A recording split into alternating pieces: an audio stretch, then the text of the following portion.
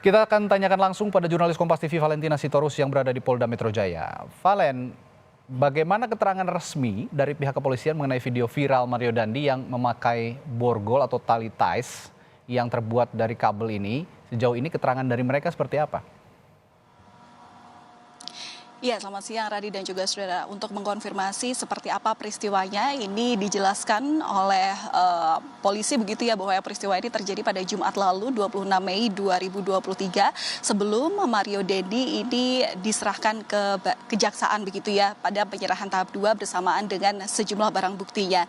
Nah, ada penjelasan yang kemudian dijelaskan sebagai sebuah peristiwa runtutan begitu ya, bahwa seperti apa maksud yang sebelumnya sempat beredar juga lewat pernyataan Kabid Humas yang sebelumnya disampaikan lewat keterangan tertulis, bahwa sebenarnya jika seorang tahanan yang ada di dalam rutan di Direktorat Tahanan dan Barang Bukti, ini tahanan memang tidak menggunakan borgol atau tali ties begitu. Kemudian saat Mario duduk di sebuah sofa hitam itu, area itu masih dalam ruang lingkup di Tati Polda Metro Jaya, sehingga memang sebuah hal yang wajar jika Mario Dandi tidak mengenakan kabel ties di situ. Tapi memang di saat itu juga, meskipun tidak menggunakan kabel ties, Mario Dandi ini masih dalam pengawasan tim penyidik Polda Metro Jaya. Pemakaian borgol besi dan kabel ties ini dilakukan ketika seorang tahanan akan keluar dari area di Tahti. Nah, ini juga sudah terlihat ketika Mario Dandi ini digiring polisi untuk menuju ke ruang bidokes begitu ya, pemeriksaan kesehatan terakhir sebelum diserahkan ke kejaksaan. Saat proses penyerahan ini pula, Mario Dandi ini telah terlihat menggunakan baju orange dan juga kabel ties yang baru. Nah, ini juga yang patut dimengerti oleh setiap pihak begitu ya, bahwa pemakaian borgol atau kabel ties pun secara SOP harus dilakukan oleh tim penyidik. Dan berikut pernyataan lengkap dari Kabid Humas Polda Metro Jaya, Kombes Pol Truno Yudo. Harus dipakaikan oleh penyidik. Namun kepentingan dalam frame yang ada adalah ini merupakan stok shoot rekan-rekan.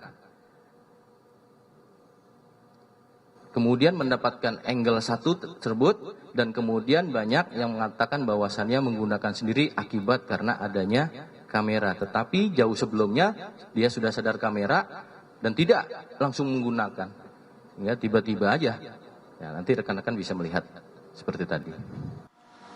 Dari keterangan yang disampaikan oleh polisi tadi begitu melalui konferensi pers, Radi dan juga saudara, polisi memang tidak menampik bahwa betul Mario Dandi ini mengenakan kabel ties sendiri begitu. Kabel ties yang kemudian dipakai Mario ini bukan artinya kabel ties yang lepas pakai, karena ketika harus keluar dari Direktorat Tahanan dan Barang Bukti, Mario ini harus mengenakan baju tahanan dulu dan kemudian dipasangkan kabel ties. Otomatis ketika harus dipasangkan baju orange ini, kabel ties yang tadi digunakan Mario ini tadi juga sudah dijelaskan bahwa itu dilepas dan kemudian dipakaikan kabel ties yang baru. Jadi ini adalah penjelasan dari polisi menampik juga bahwa kabel ties yang digunakan ini merupakan kabel ties yang lepas pasang. Nah, kemudian tadi juga sempat saya tanyakan, apakah artinya polisi kecolongan dengan sikap Mario yang kemudian melanggar SOP dengan menggunakan kabel ties sendiri? Nah, ini tidak dijawab secara jelas begitu ya, karena polisi pun juga heran apa yang menjadi motif dan latar belakang Mario Dandi ini menggunakan kabel ties sendiri, karena kalau